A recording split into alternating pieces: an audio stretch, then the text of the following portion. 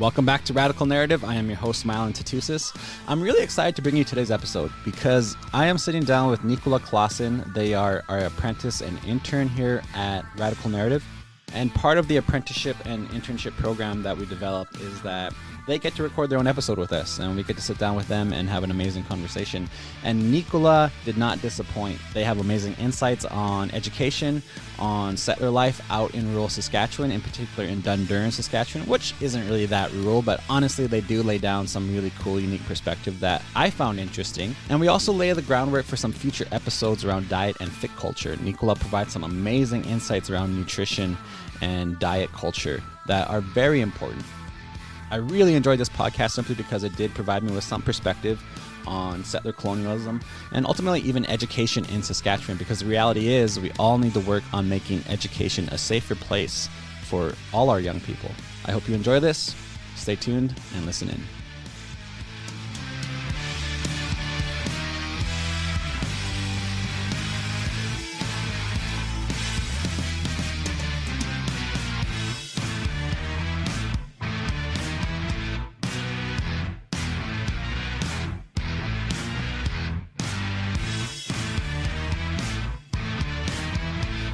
Awesome. So Nicola, you are technically like our intern and apprentice for Radicle Narrative. You've been with us, I don't know how long, a couple months now, definitely since March. March, yeah. So it's been basically all summer. Yeah. And you're behind the scenes. You're doing a lot to keep the wheels going for us, because for everybody this is a side project. It's like a passion project, right? Mm-hmm. And yeah, you're keeping it going. You're doing great work, and we do depend on you for our show notes and making contacts for us, and it's going good. I'm really glad. I've really been enjoying it. So yeah, and we only formally met once, I believe. Well, no, we've met on actions. Yeah, we've been in actions together. Yeah, so I think twice, I guess. The first time I was in ed this is my last semester of ed, and it was in February, because there was a lot of different people across Canada who were doing like solidarity demonstrations for like Wet'suwet'en, which is literally still being like tormented by like construction workers and the RCMP. So like that's like really hasn't changed a whole lot, but that was where we first met, and then just like this summer hanging out doing a little bit of like podcast stuff. Yeah, totally. And I know who you are, and I guess some of our listeners don't, other than that you're a badass intern and apprentice. So go ahead and introduce yourself in your own way. Okay, cool. So my name's Nicola. I've pretty much grown up on Treaty 6 territory my whole life. I grew up in Dundurn, just south of the city. I did a lot of different stuff growing up. I liked sports. I liked art and music and stuff like that. So I'm a percussionist too. So I did concert band and jazz band and private lessons growing up. So super, super privileged to be able to be in all of those realms and get to do a lot of different stuff and keep myself preoccupied, I guess. I started university like right out of school. I wanted to do pediatrics. I really, like that's still something that I might try to put into my future. I have a long time to do things, you know. But I got through like 2 years kind of in the Phys Farm program, which also doesn't exist anymore. And then I was like, I'm just not quite comfortable where I am. I feel like I'm doing some of the things that I want to be doing, but Phys Farm is very, like, obviously it's going to be very science heavy, which I love, but I also really love the arts. Yeah, so you were in physiology and pharmacy, and you were there. It was your major for the first 2 years of uni, which is cool because you decided to switch and go in a completely different direction. I want to bring this up and highlight this because we do have a lot of first-year students and second-year students who may not necessarily be in happy programs, or they may not necessarily be in the places they want to be. It's completely normal to switch up your degree if you need to as an undergraduate. So how did that like unfold for you? I think it was like my second or my third year in university. I actually kind of started looking and being like, well, what do I want to do? What am I good at? What do I like doing? And I was always really good at like English writing and reading and stuff like that. So I picked that one for my minor because it could help bring my marks up just a little bit. And then biology is something I've always been really passionate about. So that's how I picked my major. And then in high school, actually, really my whole life, I've always kind of thought about like education because I really liked learning and I really liked school. So, well, yeah, I liked learning, so I thought I liked school. So that was kind of what got me to like education too. And education got me really political. Really, I guess I started looking at it and kept hearing all of my classmates being like, keep politics out of it. But like, what? We're literally employed by the government. We are wards of the state. Like, I don't understand how you want me to teach an agenda, but also not be political about it. Like, that didn't make any sense to me. And then now, so I convocated with my education degree like last June 2020. And then I decided to come back considering the globe was just a shitstorm. So I was like, I don't really know what to do. So I think I'm going to just continue pursuing education or my own education, because part of it was like the only thing I could really keep doing. And it's also something that I do find to be like maybe a little calming, it's something that you always have. So it's like you can always at least build your own brain a little bit. Yeah, that's always been my attraction to, I guess, like reading and writing, is that it's a brain gain for me. So definitely building my knowledge and my, I guess, like intellectual capacity or whatever. But definitely like when you acquire knowledge, no one could take that from you. So that's something I've always understood, even in terms of practice, just like wisdom with practicing and making stuff or learning how to operate tools. It's a brain function, and no one could take that from you. But you're not done university yet. You're still doing another program. Can you explain that to us in terms of what you're doing now and the direction you're going? So because education made me a little bit more political, I want to do curriculum work. And so I decided to come back for a health studies major under the arts and science degree, or College of Arts and Science. And hopefully that'll help me work with the health science curriculum. The health science curriculum was put out in, it's a newer one. They didn't even have it when I was in school. So it would have been probably like 2015, 2016, around the same time they introduced the new biology curriculum. Biology is another curriculum that I want to work on. I know they just like redid it, but I don't think they did a very good job of it, personally, I guess. But so I guess I continued with my schooling to hopefully give me enough of a background to start getting into some of the places where I want to be. So then hopefully I can start working with curriculum, because I already have more formal education than the current Minister of Education in Saskatchewan. Yeah. So Yeah, totally. now I just need the experience.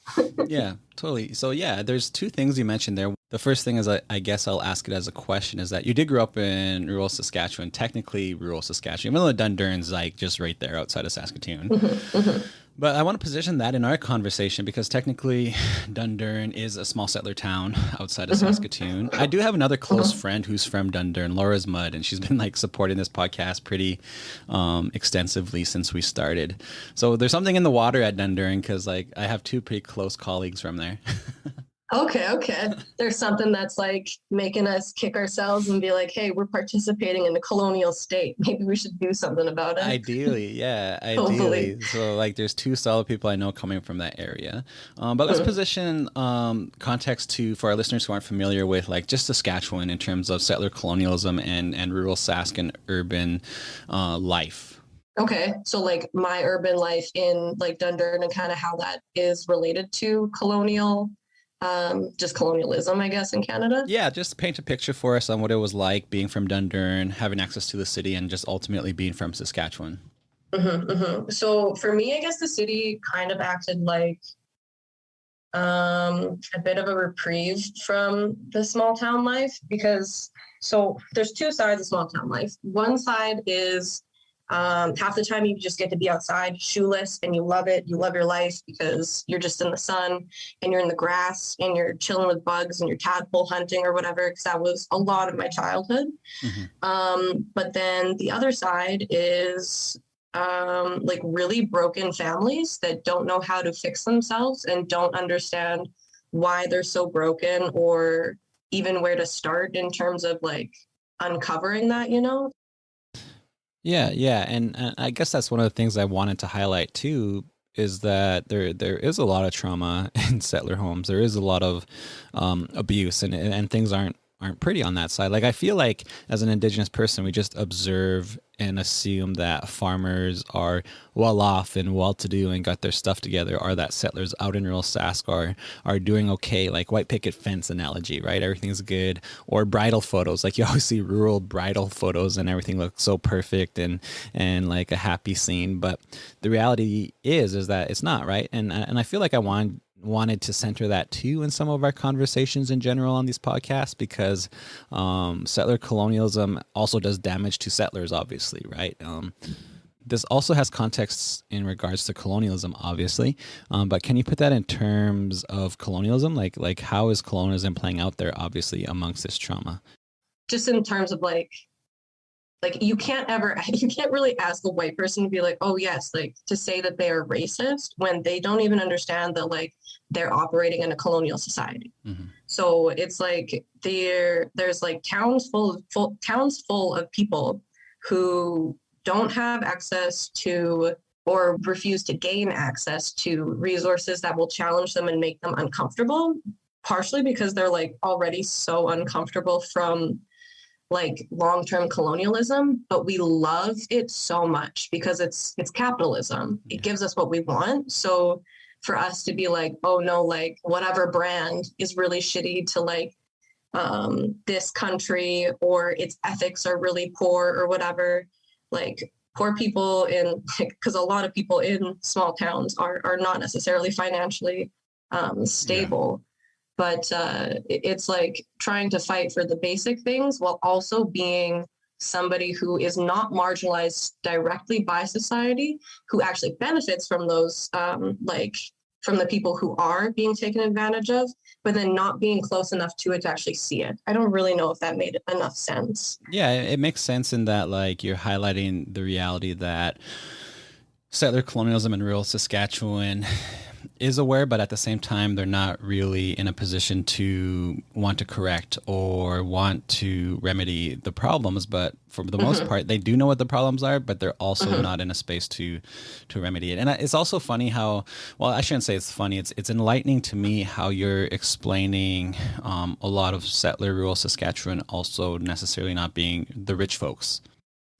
Well, and it's actually such a funny dichotomy too, because like, as much as there are rich people in like small towns, so like I grew up in Dundurn, but I went to school in Hanley. So those two communities are pretty close knit because like after grade 6, all of the kids from Dundurn get bused out to Hanley. So there's like a lot of families in Hanley who are like riggers. So they go out to wherever, Alberta or wherever they go. And they make all their money in like the oil sands and stuff like that. But then like if you actually go into their homes and stuff, or they like invite you for supper, it's still things like hamburger helper and things like that, and canned ravioli. It is like you have the means to have so much more, yet you live on like, it's like they'll prioritize the toys and the gadgets over like nutrition, you know? I don't know if that's like, yeah. So it's like they either prioritize like having fit culture or having the gadgets.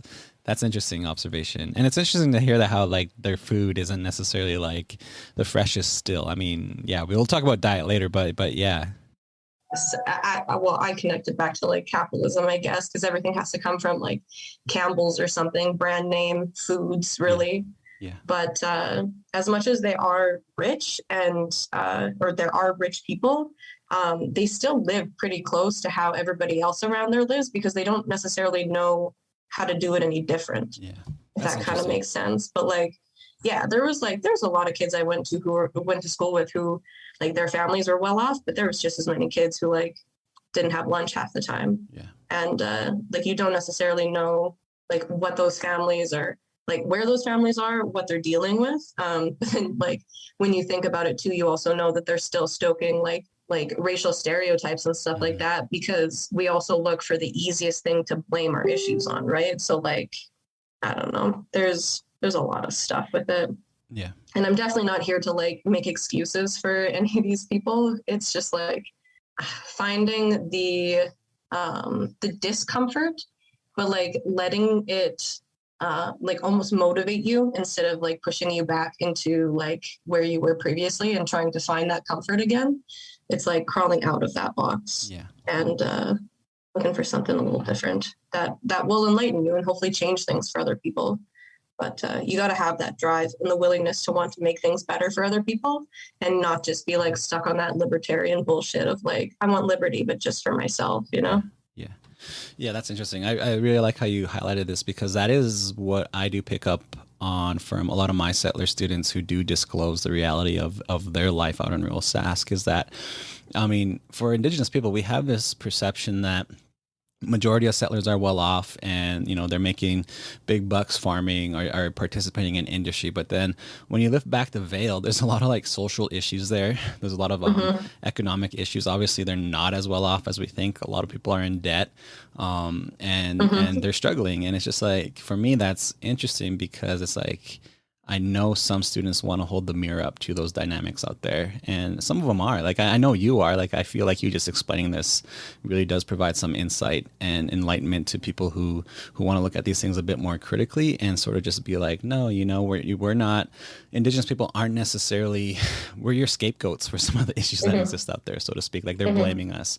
I literally had a student reach out to me who is a settler and said they listened to the Philip Brass podcast, and she said and highlighted that in rural Saskatchewan, it was common for some families to hunt out of season, basically poach, because that was their source of meat. But they would always blame the Indians in terms of never fully taking care of the animal where they shot it, but it was actually them taking it for the meat. And I was like, that's so interesting, because that sort of just highlights some of the issues we're talking about, is that, you know, there is poverty, there is some poor people out there who are literally struggling to survive. And again, they're not necessarily tied to the conversations and the awarenesses we have and that we're sharing here on this podcast. So yeah, I just like how you explain that, and it's great for our settler audience to hear this too. So yeah, you're doing great.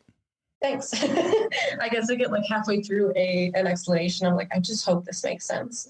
Yeah, it does make sense. It definitely makes sense. But now you are basically pursuing education, and you said, and you highlighted that it is a place where, you know, you feel comfortable. Obviously for me, that's real too, because you highlighted how like the world's just going crazy right now. So I do know a lot of people are exploring doing a master's or a PhD simply because we don't know how the world's going. And you highlighted that also, but what made you want to pursue education overall? Overall? Well, I guess coming from a family that is not necessarily the most financially stable. Like, I had a lot of things growing up, but I feel like some of it was living outside of our means as well. But it's like part of it was for stability. Like, when I said in grade 12 that I wanted to be a doctor, originally the plan was like I was going to take a year off from school. But then I said I might want to be a doctor. My dad was like, okay, well, we're getting you into school like right now. Like, you're going to sign up for like scholarships and shit like that. Like, we're getting you into university basically. And it's not like I had a hard time. I did really well in like in high school, like really well in high school.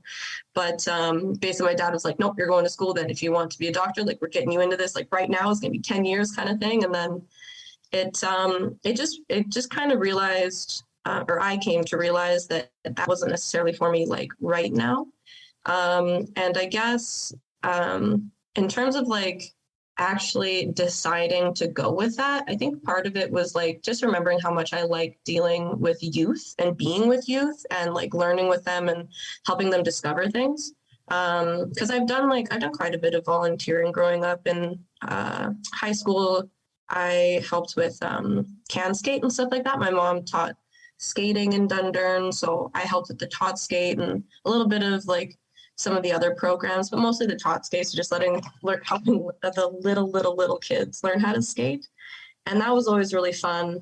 And I guess when I really decided that I was like, yes, education is for me, was when I was actually in education. It was my first semester. It was a summer semester because I had to, basically I did all of my first and second year classes in one, or over the summer, I guess, for education. So I did 5 summer classes, and one of them is like you go to a rural or a reservation school.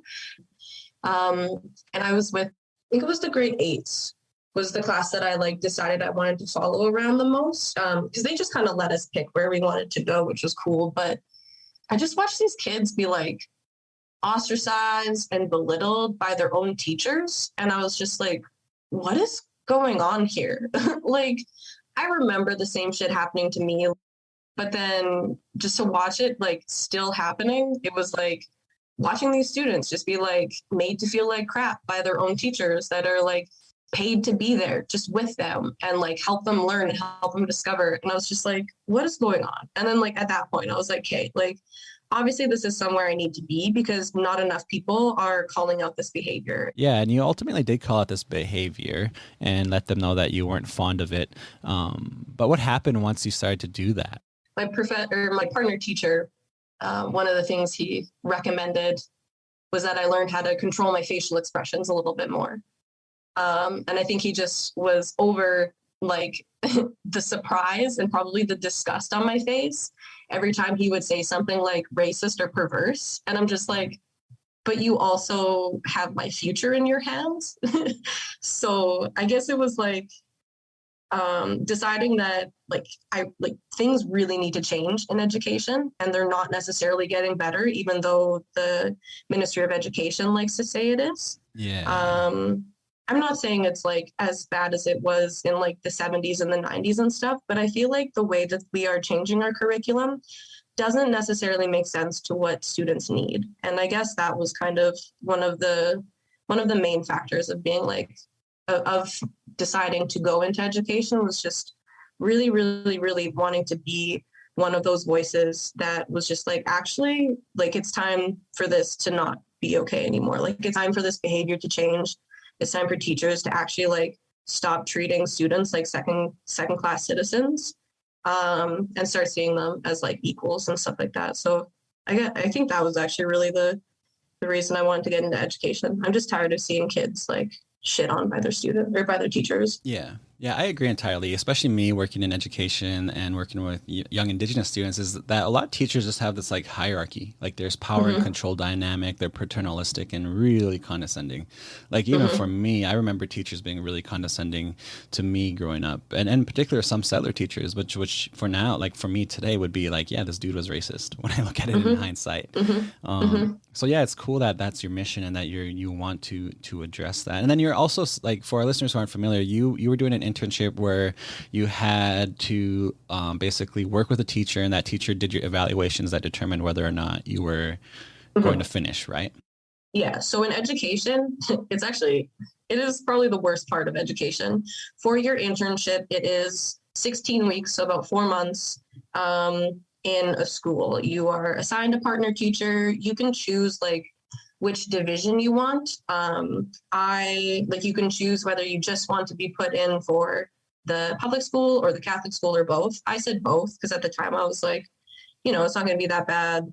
Catholic schools have more resources. Even if I get put in the public system, like that'll still be really cool. Like I just wanted to work with students, so it didn't really matter to me. But you also pay tuition when you are doing your internship. So I paid like $3,000 to be at a school 12 hours a day, 5 days a week, and then also be working a part-time job on the side. So it's pretty hectic, and they will make you feel like absolute garbage for taking a day off. But I got through it. And after getting through internship, I was like, really, I think I can handle anything now. So yeah, that's what ed students have to go through. I didn't even have the worst of it, really. I had one of my friends, she has a master's in psychology, and then she came back for her ed degree. And she was also recently diagnosed, like at that point, she was recently diagnosed with MS. So she's like 32 or something like that at this time. And she was also basically given 2 separate internships. So she did like 6 weeks or 10 weeks at one school and then like the remainder at another school. So she basically had to do it twice, and they ran her through that. She's got a full-time job now because of it. But this lady was literally staying at the schools until like 11 o'clock every night. 7:30 in the morning and then 11 o'clock at night kind of shit. And I'm like, bro, you need to have time for yourself too. Like, And it's like, yeah, universities suck with the gauntlet approaches. Like they have these gauntlet approaches where you have to suffer to get what you want. And I really disagree with that. And they exist in all departments and all disciplines, it seems. But I feel like some young up and coming folks are really critical of that. I know people are in Indigenous studies. I know Indigenous studies just sucks at PhD programs across the board. Like everybody has horror stories, and there's way more horror stories than like stories of triumph and positivity. So I feel like it's a conversation our generation's having and younger. So I'm hoping it gets remedied. And I do know that a lot of our listeners are in social sciences. A lot of them are in education to begin with. So it's interesting to have this conversation with you in terms of your experience too. Cool. It's weird too, because like academia feels like has been like one of the many regions, but definitely one place where like a lot of things have just been able to go unchecked because we've held them at such a high placing, you know, in the hierarchy that we've made. So we're like, oh, we get our information from them. So I guess they're just like perfect, right? And then it's like trying to find that balance between like not being an active conspiracy theorist, but like also still trying to call out some of the dumb shit that academia does. And they don't really want to change very much. Yeah, totally. And well, also going back to like your internship, like a specific question I want to ask is like, what was the most valuable piece of information in terms of this experience you went through that you learned, and how has it helped? I was thinking about this a lot. Like yesterday, I was like going back through the questions, and it's still the exact same one that I had in my brain when I wrote these questions. And there is no such thing as typical and atypical students. Like you can say that until you're blue in the face, but it's not actually going to change it, and it's not going to make you a better teacher. All of your students are technically atypical because none of them are the same.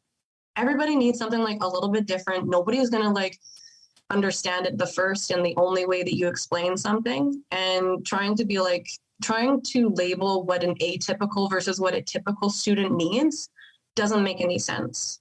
And it also makes your students feel like trash too, trying to be like, oh, you're atypical versus you're typical. And like teachers don't necessarily say that to their students, but when you are a student teacher and you are someone who is an atypical student and an atypical learner, sitting through those kind of presentations makes you feel like garbage. I literally had to leave it to go cry. And it was just a PowerPoint presentation by some like middle-aged white dude being like, this is what we do for our typical students, and this is what we do for atypical students, because atypical students can't do this and they can't do that. And I'm sitting there like, you're right, I can't do that. How am I going to do that for my students?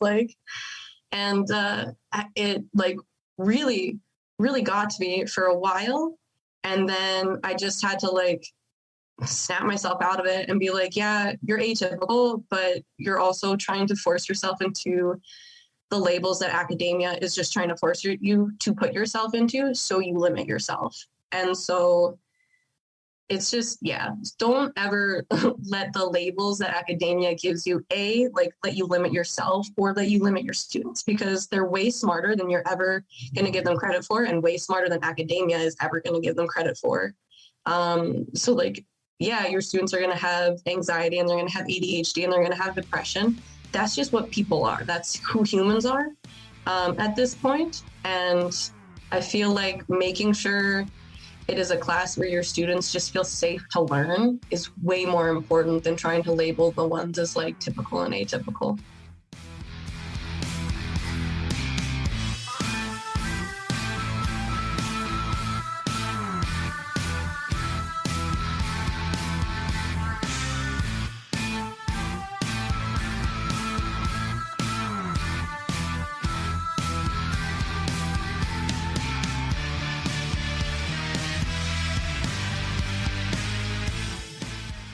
Yeah, that's wild that they're doing that. Like for me, like I already know just from my analysis, my experience, that typical students are going to be people or students who the teachers like to work with. You know what I mean? Like they're Yes. the ones that are going to Yes. adhere to the paternalism and the top-down Mm-hmm. approach.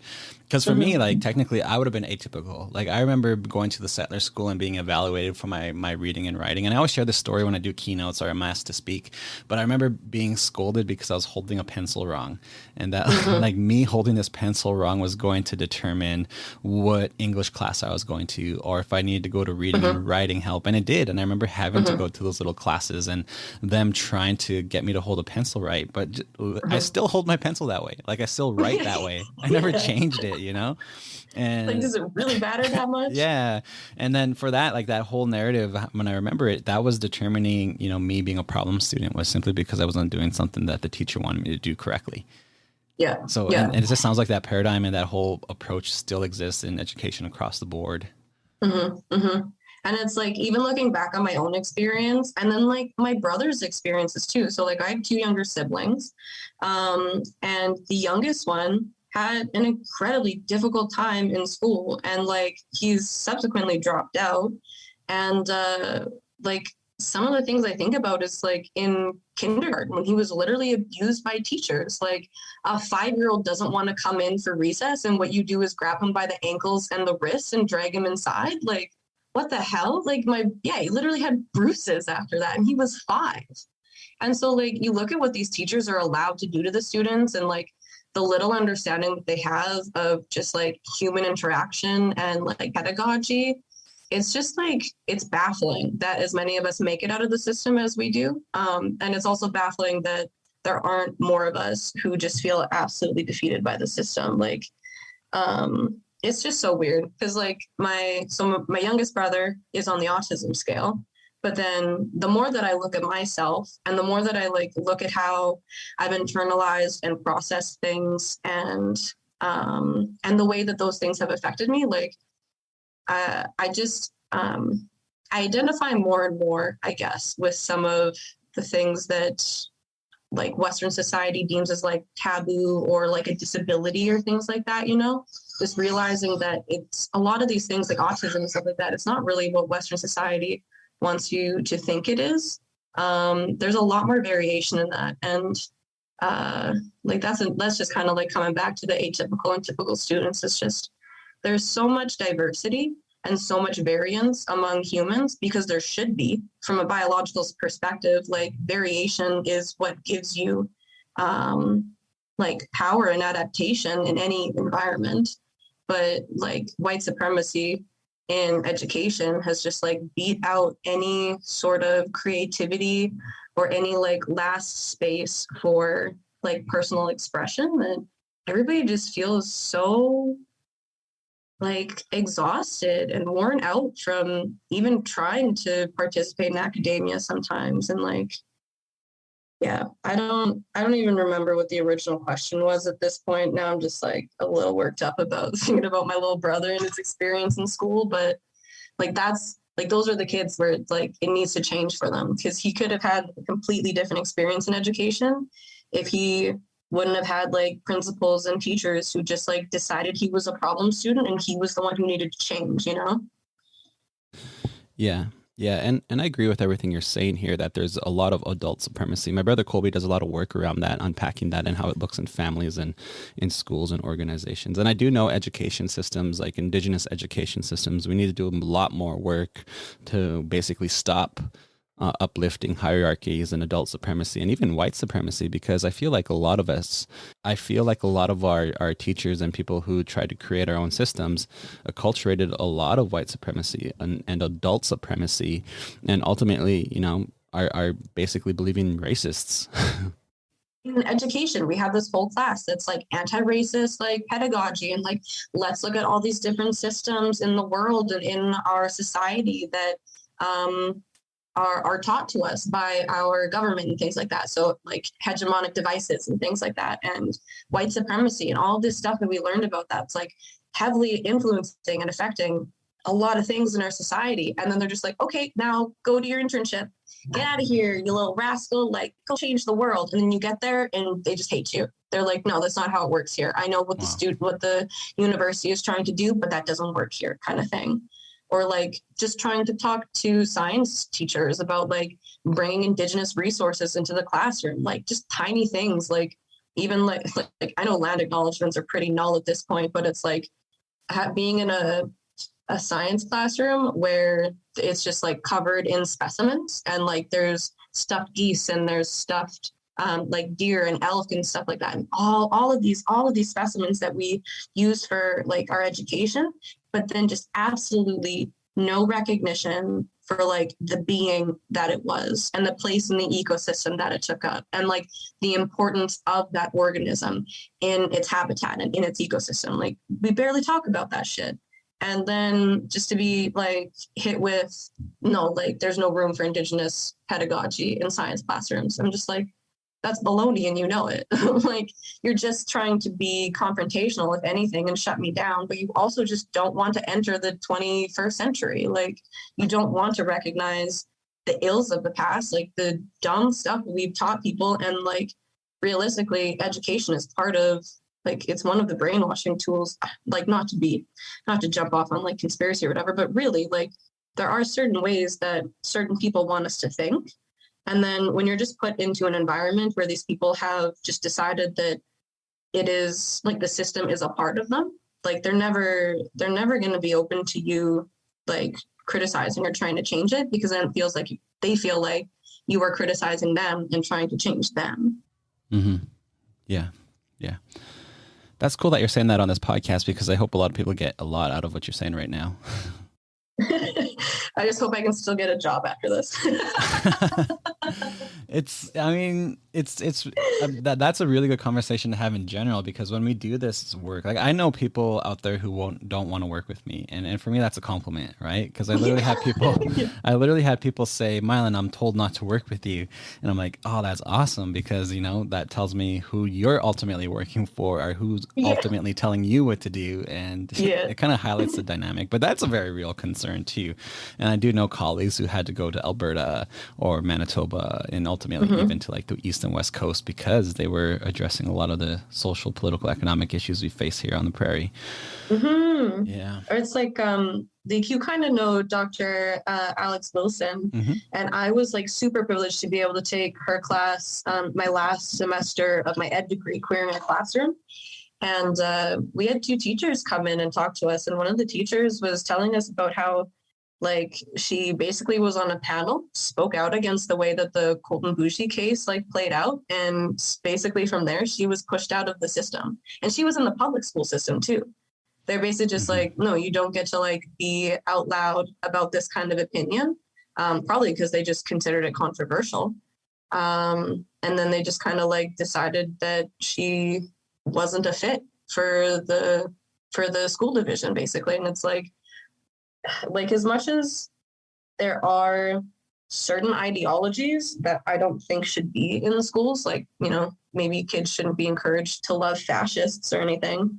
But like, in terms of like giving them the space to challenge like just white supremacy in general, like I really don't think a lot of school divisions are like still up there. I know that was like a number of years ago now, but I guess I think of those and then it makes me so scared sometimes to like still apply and like still want to be a teacher, because there's so many things that like literally happen every day that it's like, well, this is trash and it's connected to white supremacy and colonialism. It's like, is that going to get me in trouble with the school board? Is that going to get me in trouble with the administration? But you also just got to understand that standing up for goodness in this current like world we live in, this current society, is sometimes going to get you in shit, and you just gotta keep rolling with the punches, I guess. And I gotta not let myself get so scared of the what ifs, but I definitely think there's more things that need to be called into question, and they can't fire every teacher. They can't push us all out. So the more of us that start having the conversations, the more of us that start like picking out the things that are disgusting in our schools, it's like then that's when the change happens. And so, yeah, it's just like more people need to be able to be comfortable having conversations and being uncomfortable in those spaces, but learning from it instead of just like getting angry about it, I guess.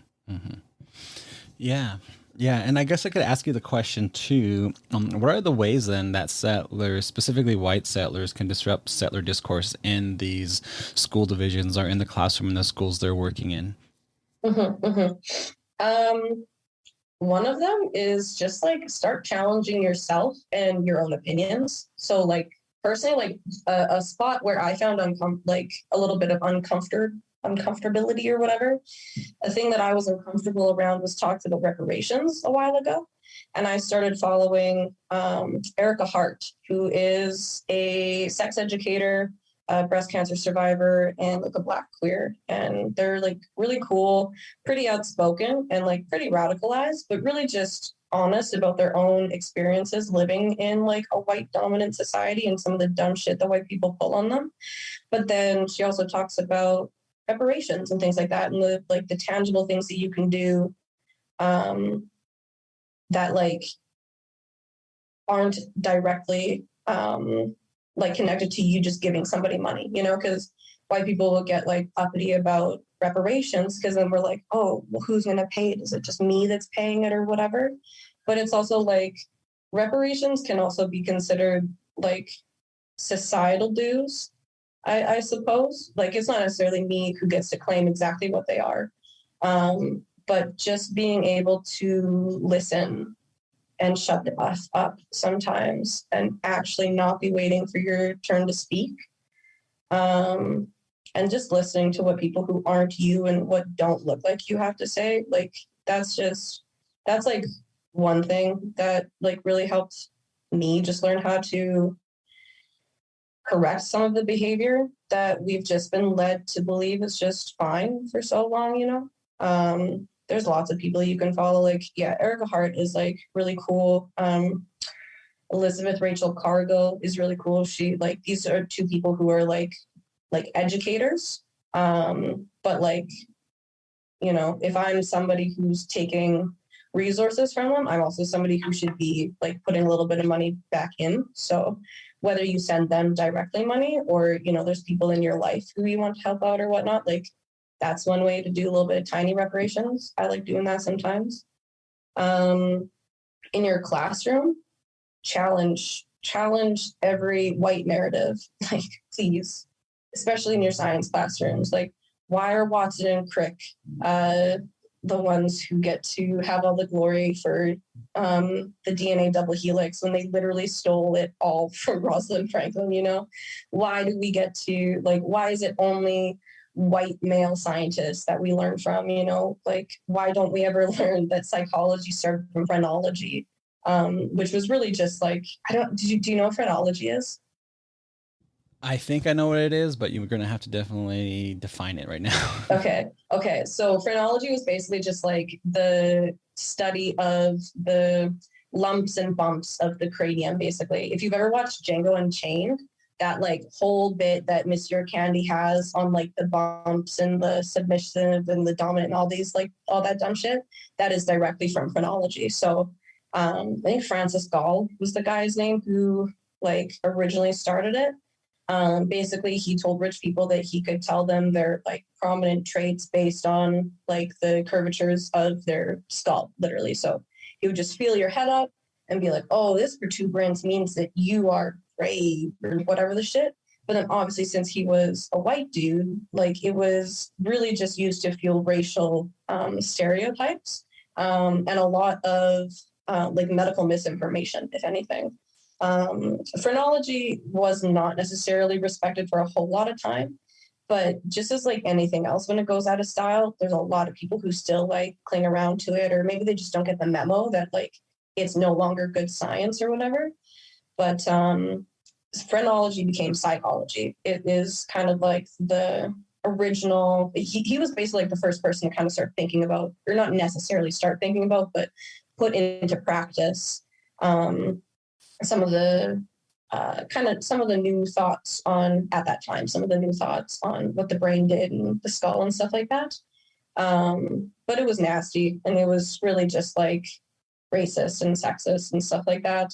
But then we forget that a lot of those principles still inform psychology as a practice.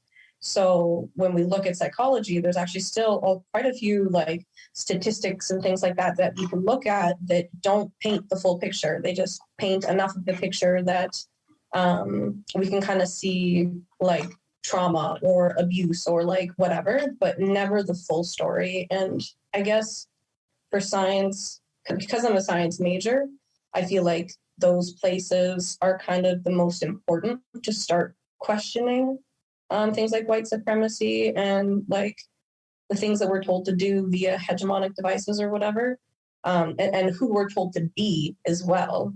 And I think it's important in science because those are the places where you're least likely to have those conversations. So in like an English class or an Indigenous studies class, like you're more likely to be able to read something that might give you perspective, and then you're going to write on it or read somebody else's like opinion on it or whatnot, and you're going to get maybe like a little bit more in depth. But in science, sometimes it just feels like we take those statistics and we take those facts and we just assume that they are exactly what they've been presented to us as. So I think like critical thinking in the science classroom, as much as we say we're teaching it, I think that could definitely be another place to like really double down and make sure that your students are able to ask questions like why or how come or like where did this start, and those kind of questions. So then when they're a little bit older and they're presented with like larger issues, maybe they can look at them with like a little bit more of a critical eye, hopefully, and get a little bit more out of it than they would have if they would have just like gobbled it up and regurgitated it exactly how you wanted to. So I guess like the top things I would say in terms of like challenging white supremacy and colonialism in the classroom are bring people in who can help you challenge it, because you're not going to be able to do it on your own. And let your students challenge you and your work, because that's how they learn how to be critical. Nice. Yeah. Awesome. Amazing. I like it. And then even like just to say that your students challenge you, that's cool.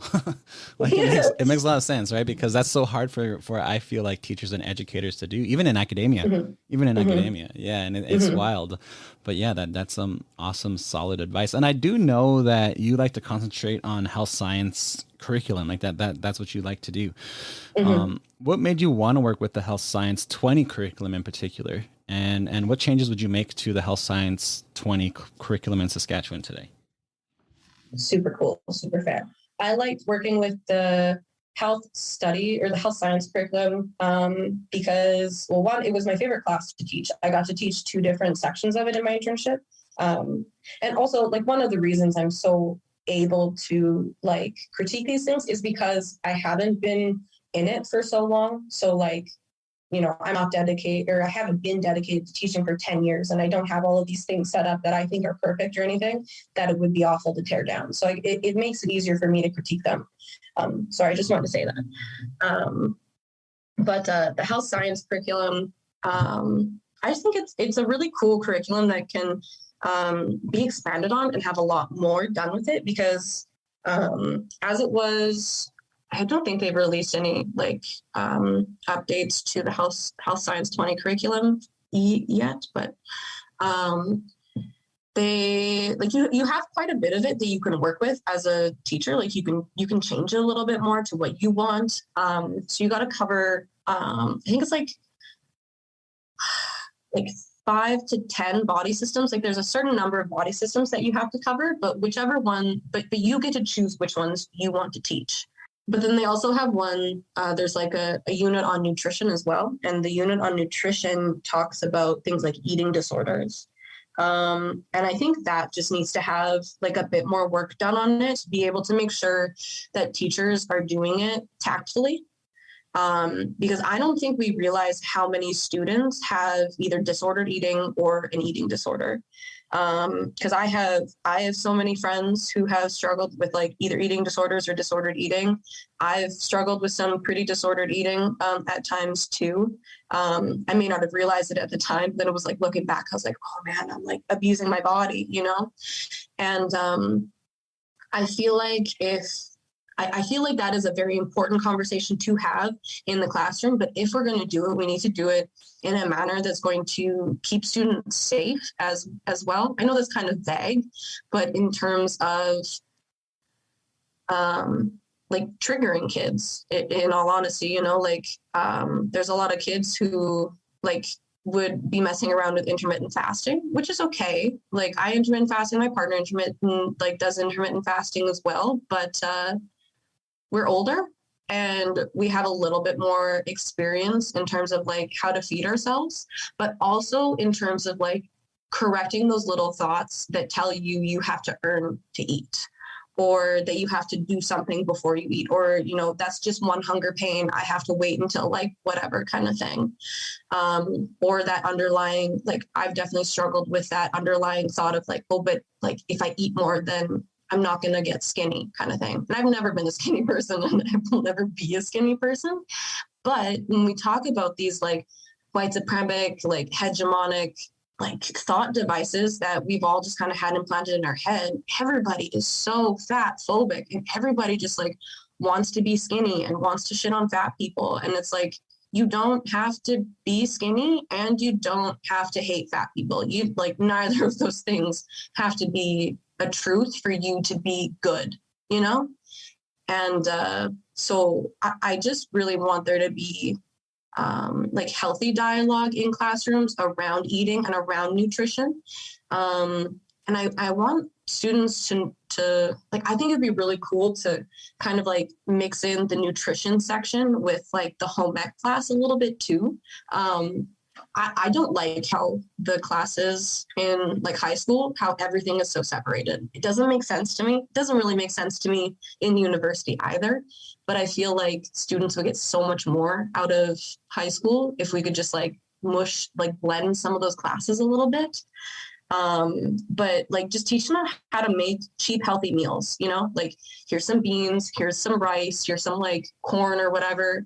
Maybe like help them learn how to actually, like, I know they try to do this, like learn how to make a grocery list, and kids aren't really into it, but like definitely like learning how to make food for yourself. Cause I know that there's even like in university, there's so many kids who it's like you just live on craft dinner and like instant noodles or whatever.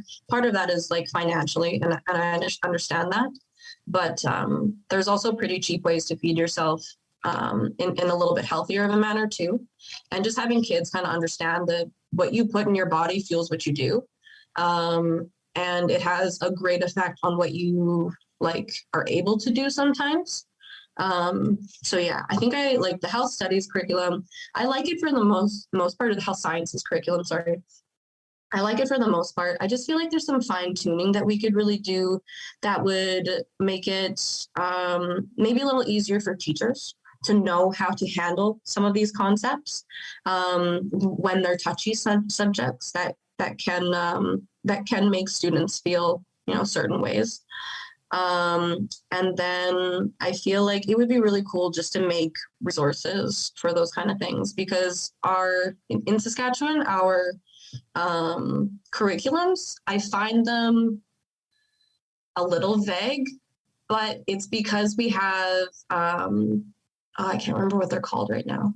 But basically we have like little goals, and it's like your students should be able to do this, this, and this by the end of the thing. And as much as I think those are really cool and handy, it also leaves quite a bit of interpretation up to the teachers. Sometimes that's fine. Sometimes I just think it would be cool if we had a little bit more resources for those teachers to look at and be like, oh, okay, this is the direction we want to take with it. Maybe they don't end up using those resources directly, but it could give them like a starting point, something to either base their stuff off, or even just something to kind of get them into the right headspace to be making that kind of unit or that kind of lesson plan. I don't know. I used to do this weird thing when I was writing English essays. I would watch like a Jane Austen movie or something like just before or as I was writing it kind of thing. So it would like put me in this more kind of like formal kind of context in my brain so I could write a little more formally.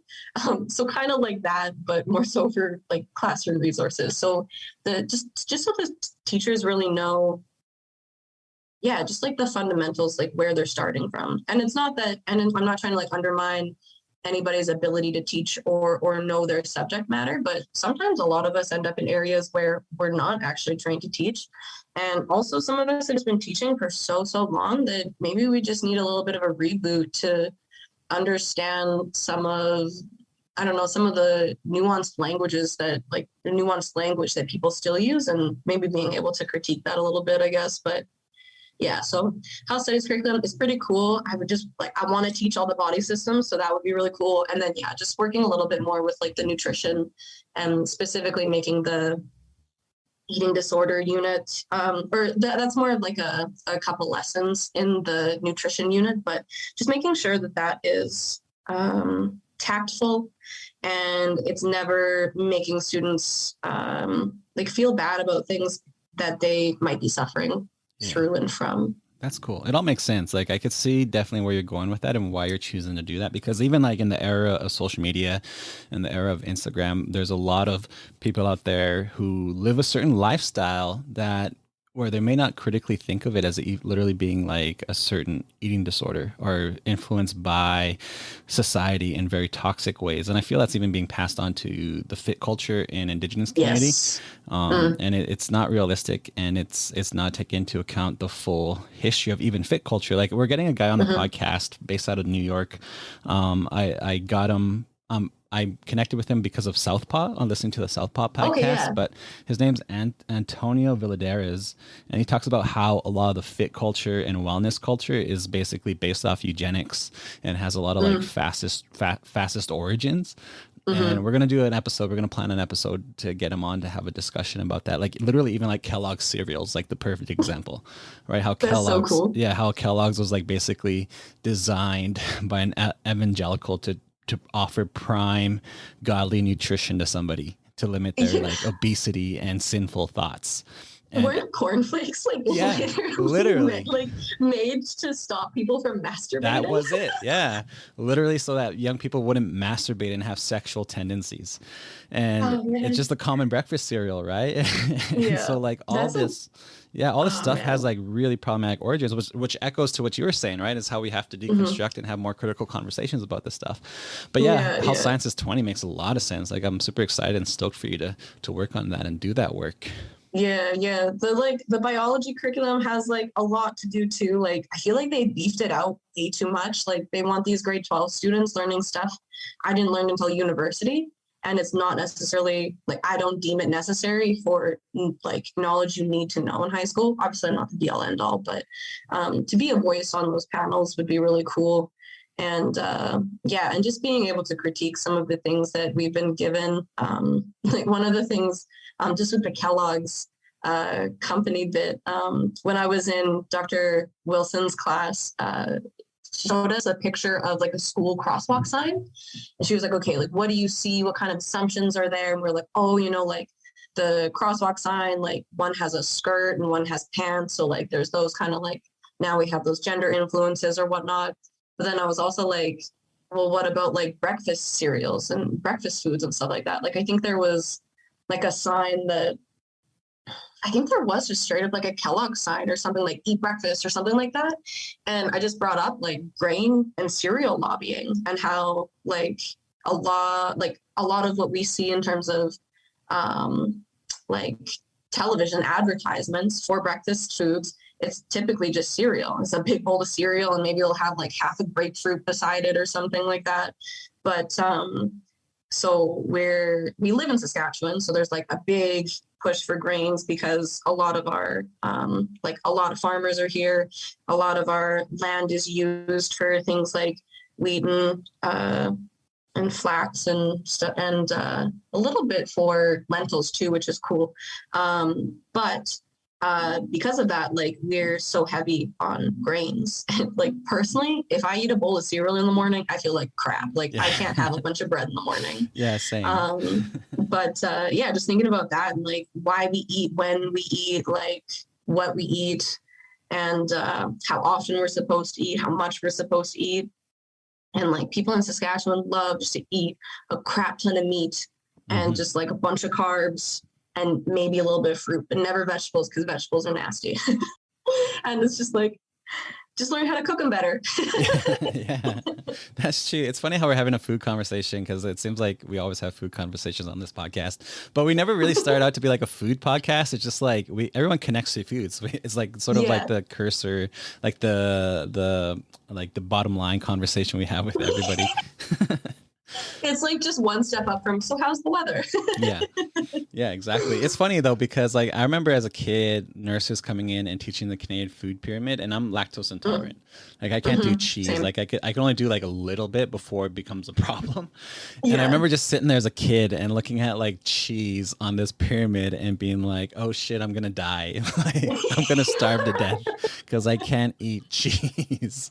And just like so like that's basically what the dairy farmers of Saskatchewan would want you to believe. But that's what they want you to think, is that if you don't eat cheese, if you don't eat dairy every day, if you're not always eating beef, you're gonna die. Like it's not true.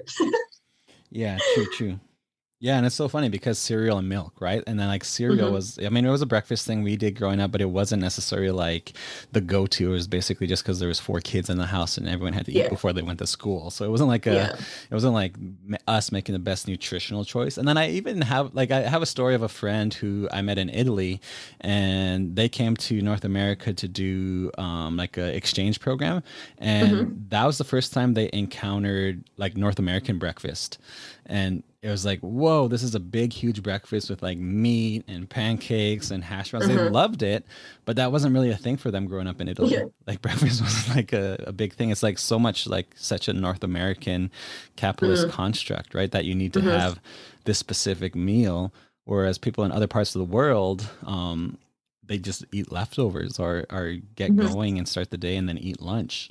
And it's like, I've kind of changed realistically, I've had like a 4.5-5 year journey with like my diet and stuff like that. And it's just interesting because Western society just like paints us all as a monolith, so like everybody eats the same, everybody needs the same. Like technically Canada has like a different food pyramid for Indigenous peoples, but it's so half-assed anyways.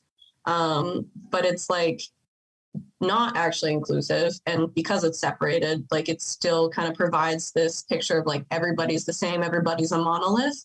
And it's like nobody really grows up thinking that they're in control, or maybe not nobody, like, because my partner's really smart in terms of like how he grew up. It was like, oh, you have a tummy ache, like, oh, what did you eat, kind of thing. And so they were very much like attuned to that. But like growing up and like eating, I was always just like so uncomfortable and stuff like that. And my parents didn't really understand, because I think part of it has always been kind of connected to endometriosis, which runs through my family. But just when I was 20, I stopped eating, or I like cut back on sugar, and I stopped eating dairy. And then I think about like not too long after that, I cut gluten. And then I realized that like a fog had lifted. And I was like, oh shit, I've been gluten intolerant like my whole life. And it took me a couple years to get like really strict on gluten and dairy. But now I'm at a point where like, well, technically I had a little bit of modified milk ingredients because you pretty much cannot get chocolate without it.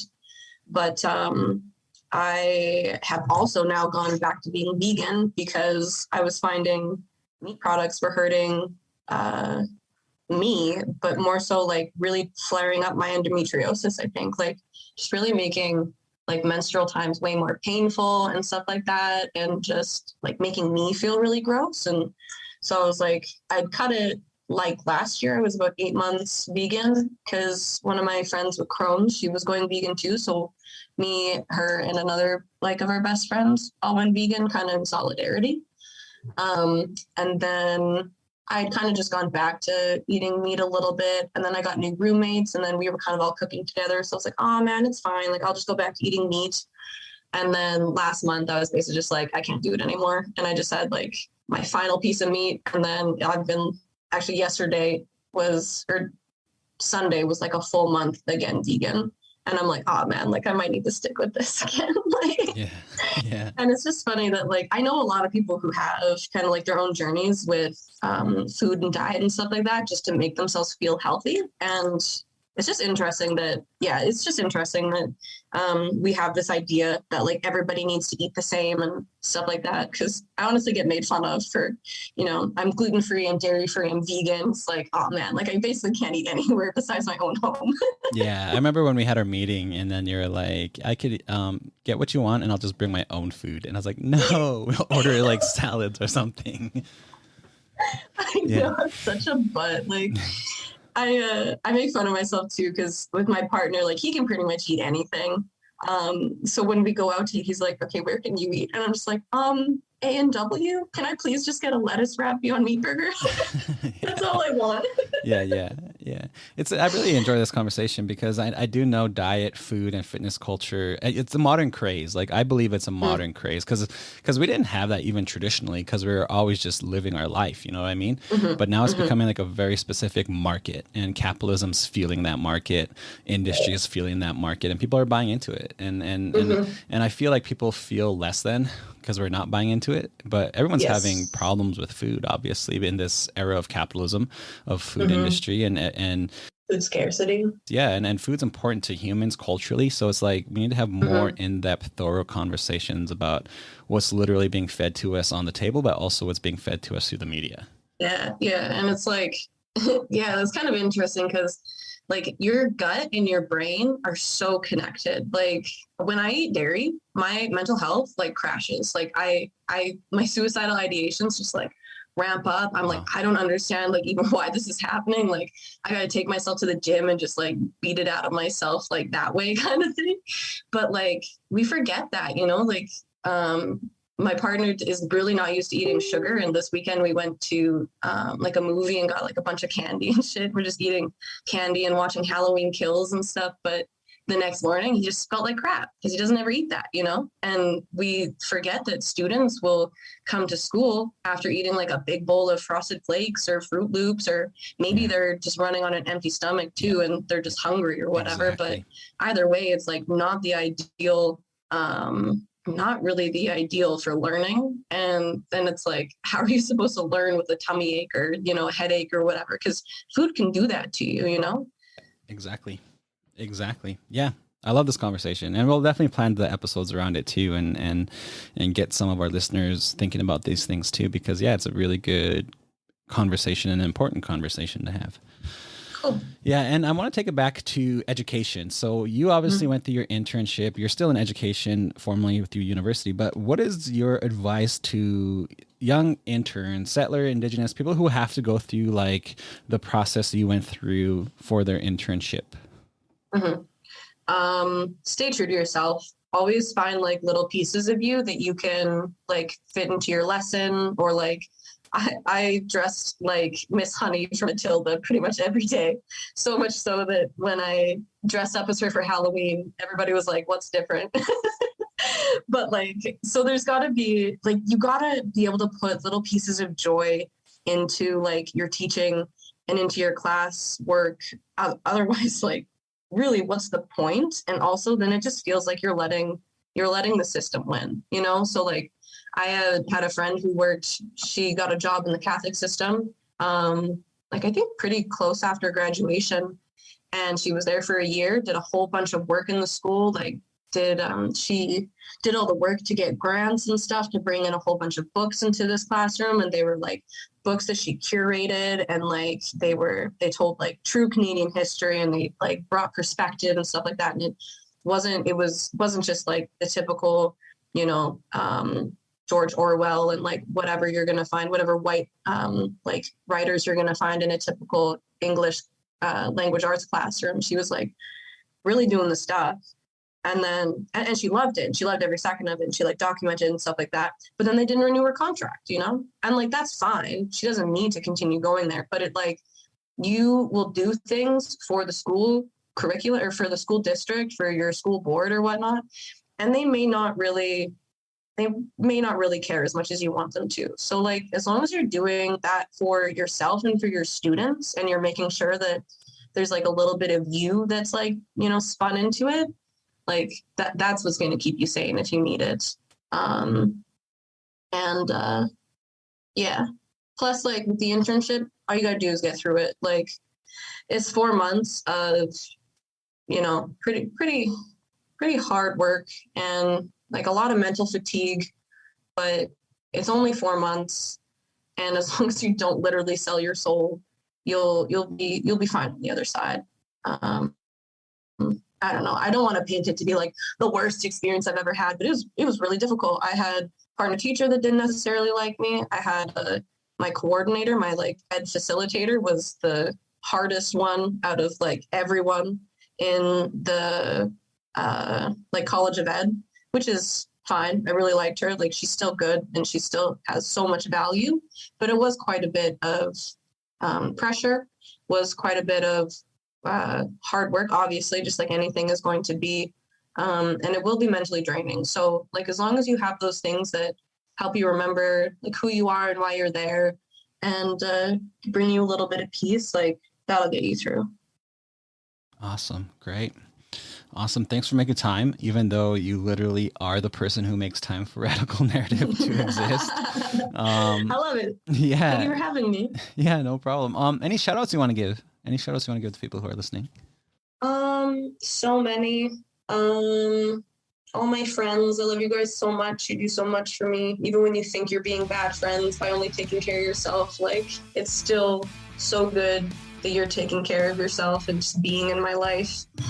And my family is so cool. And follow Erica Hart if you really want to like start getting uncomfortable in like a learning kind of aspect. And just follow more queer people on social media. Stop following skinny people. Stop it. They're not good for you. Follow more fat people. They're way more stylish than you will ever give them credit for. Totally. And love yourself, I guess. And don't forget to like beat yourself up sometimes. Like go for a walk, go for a run, go to the gym or something. Just beat yourself up a little bit physically so then you don't do it so much mentally. Cool. Awesome. Cool. Great. Thank you, Nicola. We really appreciate you, and we'll talk soon. Thank you for listening, everybody. Cool. Thank you. All right.